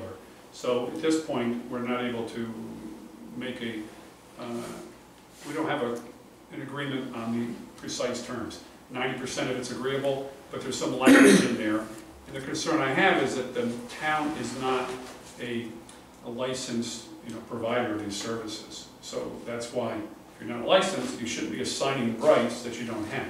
One of the provisions in the contract said that the town would indemnify the rescue squad if there was some violation of law. But we're not going to do that. I mean, we want it the other way. So we have to make some changes. And Karen is excellent, and she and I get along well. We'll have something, I just couldn't have it for her. And what we do for them, we'll do for Valatia. And there was one issue just in the numbers. Valatia, or Chatham last year was 131,000. They requested 131,730. Right, and was that for the, last year's? that wasn't last year? No, this is an increase. For this year. 129. But what territory were they covering last year? The whole town. Okay. Well, now, With the exception, they weren't covering the whole town. Pardon? They were not covering the whole town. They were not, no, they were not covering the town of the Hamlet But or in the Chatham. contract, it said that they did. It said that, but that's not accurate. That's not what they were doing. so NASA. Nassau did their section, because right now there's Nassau did it. Now Valatia's a new entity. Right. That's who's gonna They're propose. taking over Nassau's. They're taking over North Chatham. They're not. Chatham. North Chatham, Nassau was never getting paid to cover the area at all. Okay. They were But just my covering. question is, if Chatham is not covering North Chatham, which the contract said it does, That's, then should the $7,800 come out of Chatham Rescue. Yes. I agree 100% with Ken. So it's 133 minus the 7,900. I For believe the that's how, 7,800. I believe that's how it should be, yes. That's fine. That's just part of the negotiations. Do they have any sense of that? That's, We really weren't talking numbers, we were talking legality. this has just gone on forever. But they do know, because I did send the maps, you sent me some maps, because in my experience in Skodak, whenever you're dealing with different jurisdictions, you don't want to have disagreements as to boundaries. So they do know that there's a boundary they're not going to be providing. So I will tell her, I'll tell Karen what's going on. What's nice about the boundary lines you're talking is the North Chatham Fire District has just that. It's a boundary in itself. And that's the same boundary line that the rescue squad is going to follow.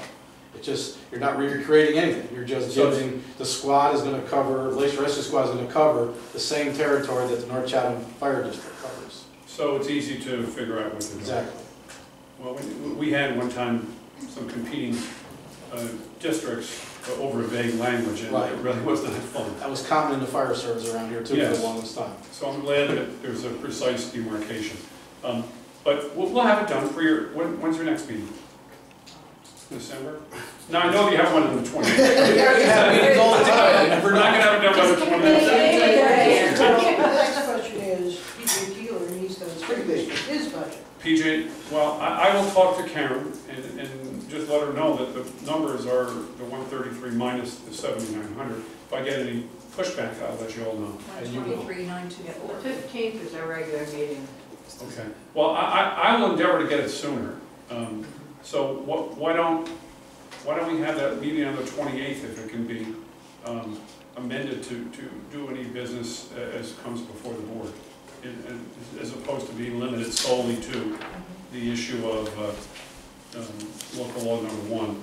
That way, or if you want to narrow it to the agreements with the fire districts, just so that you have the authority. If I can do it by then, I will. I mean, I was hoping to have it tonight, but we just have a legal disagreement, an honest one, which we need to overcome. So I'll have the written contract ready. Whether they're willing to agree to it is the other question. One question I have is, this doesn't, whatever the end of the negotiation is, doesn't affect the budget we just passed. No, these are legal terms. Chargebacks. Yeah, the numbers will not change, except they may go down. I'm not sure what the budget says. The combination is the 7,900. Actually, it would go down by the 7,000 the squad because Right. we've got the higher number for Chatham and Valatia in there at the same time. Now we're going to take that Valatia and subtract it. Right, but it's not part of our budget. We're not going to see right. Right, It's a it's not charge gonna back. be right. But Okay. the numbers will look different. Yeah, It'll change be- the numbers. You'll change the numbers. Yeah. But it won't change. So I'll try real hard to get it for the 28th, because obviously PJ needs it for his. You want to call PJ tomorrow? I will. I'll talk to him because they're waiting. Karen's waiting for some information from PJ. So I'll explain to him what's going on and what happened tonight, and tell him what I'm doing.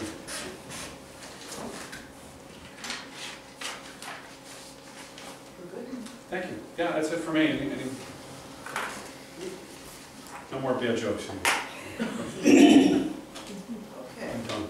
We have a resolution to approve the minutes of the town board meetings of July 21,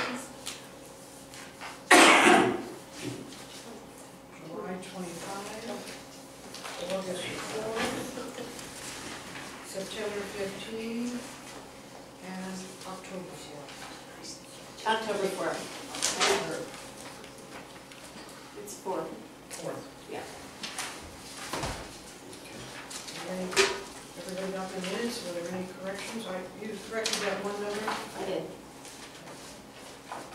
We have a second on it, or? Motion to accept the minutes? So moved. Second? Second. All in favor? Aye. Opposed? Okay, resolution to accept the abstract as presented and to pay the bills. Have a motion and a second, please? So moved. Any discussion? All in favor? Aye. Opposed? Resolution to accept the accountant's financial report. So So moved. Second. All in favor? Opposed?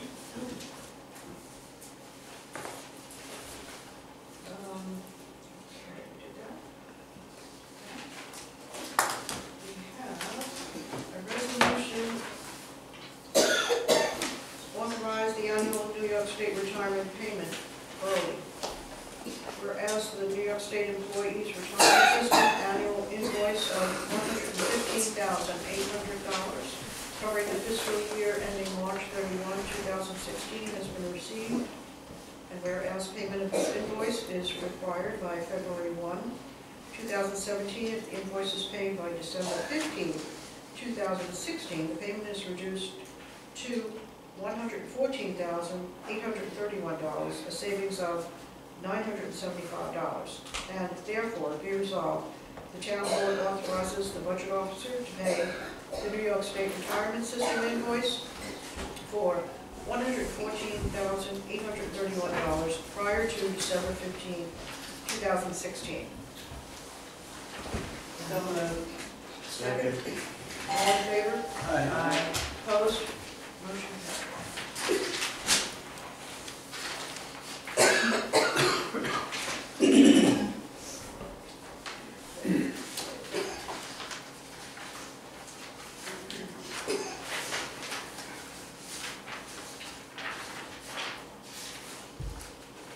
You okay?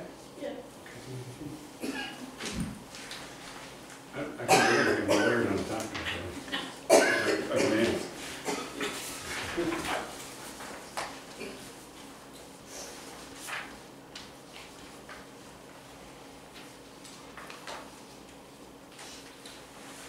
So, did you have that longevity one? I have an extra copy of the longevity. Yeah. It's, It's well, here. well, here, I'll read it. Whereas the town board of the town of Chatham has pursuant to union contract, authorized early payment of the longevity bonuses to eligible highway employees. And whereas the town board of the town of Chatham has authorized the early payment of health insurance buyouts to eligible employees.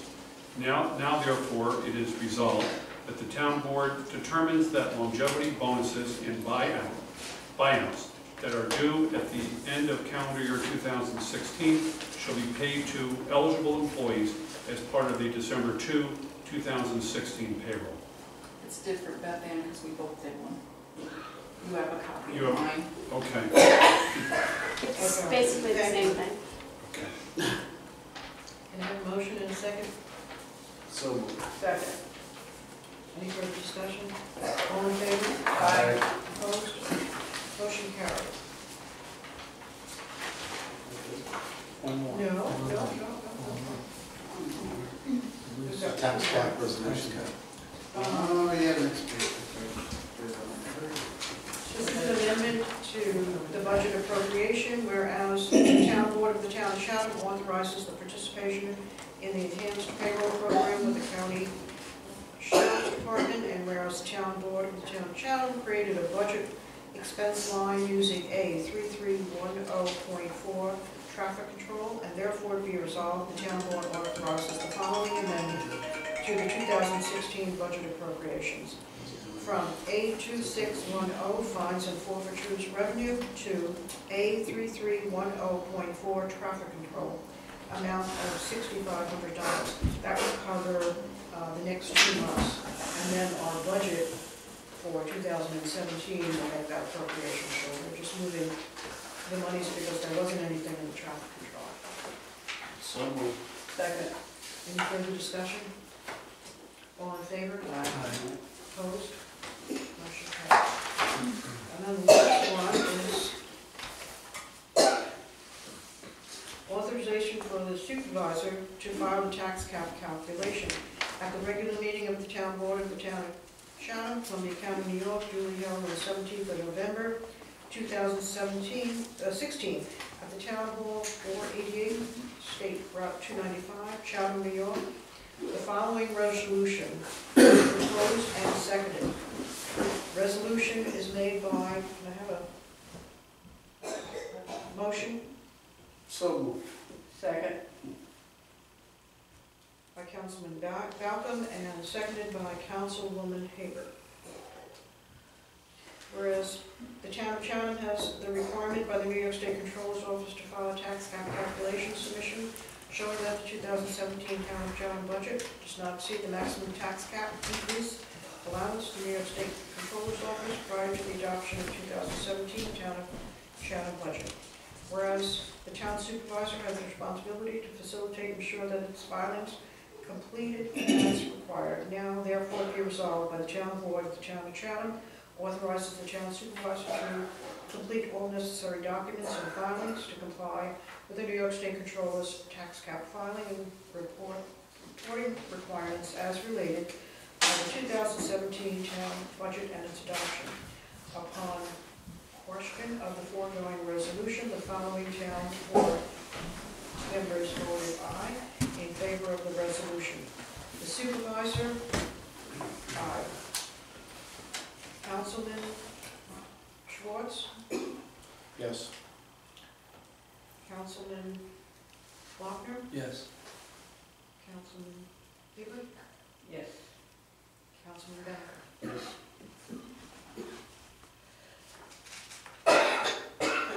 The resolution has been approved by the majority of the town board, and the same was declared duly adopted by the supervisor of the town of Chatham, dated November 17, 2016.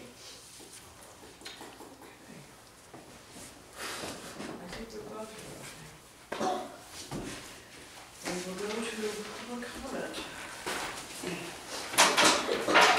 Open up public comment.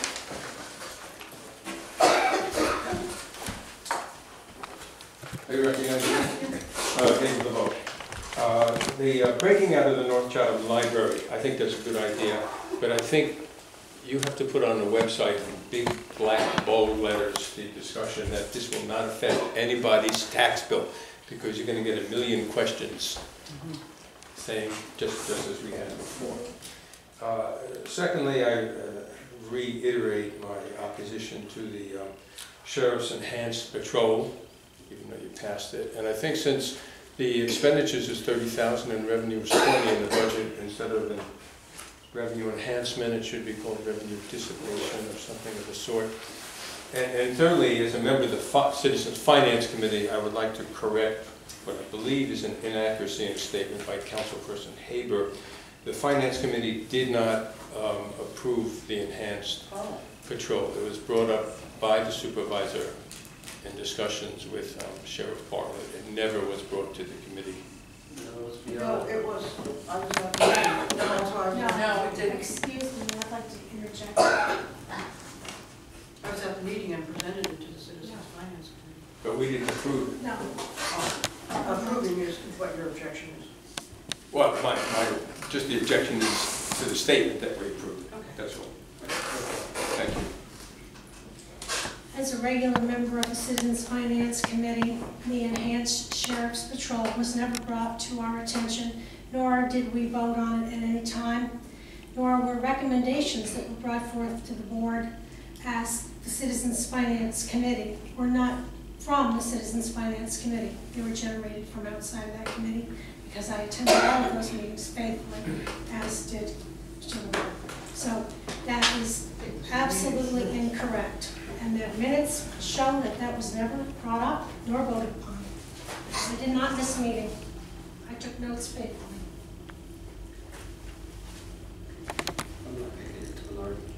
I've got, go ahead, Jim. I want to answer something. No, go ahead.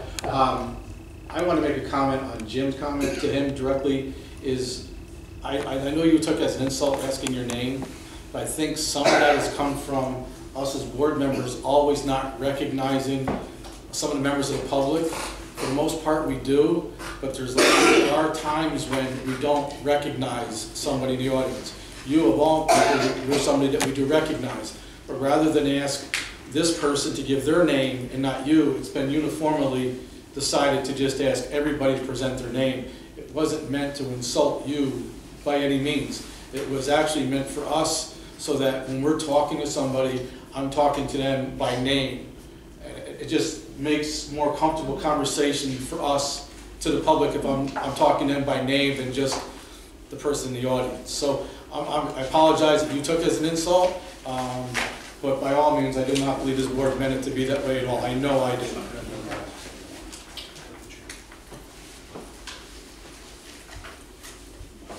Jim Temple, thank you.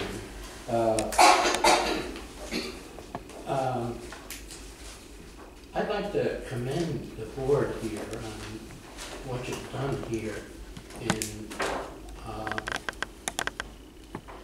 presenting the budget to the town. It's good. It's really a good thing what you've done.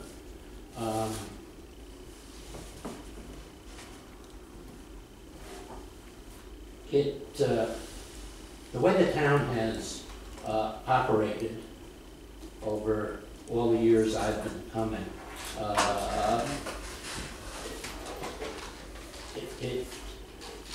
it has consistently spent more money than it's taken in. And it's been impossible for people like me, almost impossible for people like me, to follow what's going on. That being said, now you've made it easier for people like me to actually see how we're spending more money than we're taking in. And in its simplest terms, the 2017 budget that you just passed says that we're spending more money than we're taking in by what you're showing as being spent as fund balances. And I guess I understand that mechanism. But what I don't see is a plan being articulated for the future of stopping spending more money than we're taking in. It's not clear. I hear what Bob has said about the plan to put us on solid fiscal footing in the future, but I have no idea how that's going to work. Secondly, I'd like to ask permission to ask the Citizens Finance Committee to provide me with some special data that will help me in my future endeavors to look over your shoulder in the budgeting process. And I'm asking this in a reciprocal way because early on I provided the Citizens Finance Committee with many, many years of historical budget data for this town. Thank you. Thank you. Any other comments?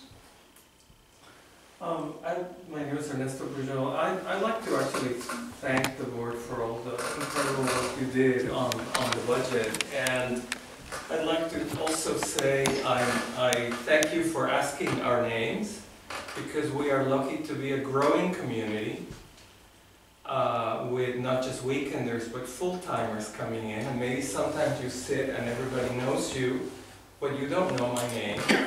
And I'm very happy to learn your name. I just wrote it down. So I think we need to know and keep getting to know each other no matter how many years we've lived here. But again, new people are coming in. I also would like to say that there is a crisis of speed in this community. I don't know yet, I haven't made up my mind with the enhancement, but we are lucky in Old Chatham to have received 3 new full-time families with children. They are between 1 and 5 years old. And they're about to start playing in our streets, and we haven't had children playing in Old Chatham for a very long time. You know, and now we also have had a wave of dog adoptions, Henry. And I, who have 2 rescue dogs, and other people, some neighbors have a hound and we walk them every morning, and once a week, at least once a week, somebody almost runs over me.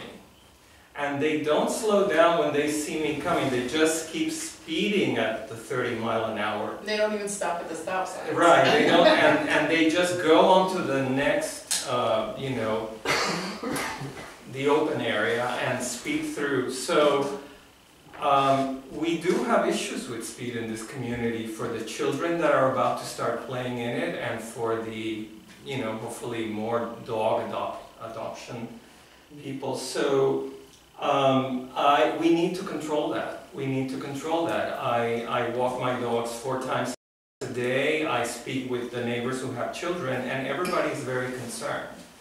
I am lucky to have never had a speed ticket in my life.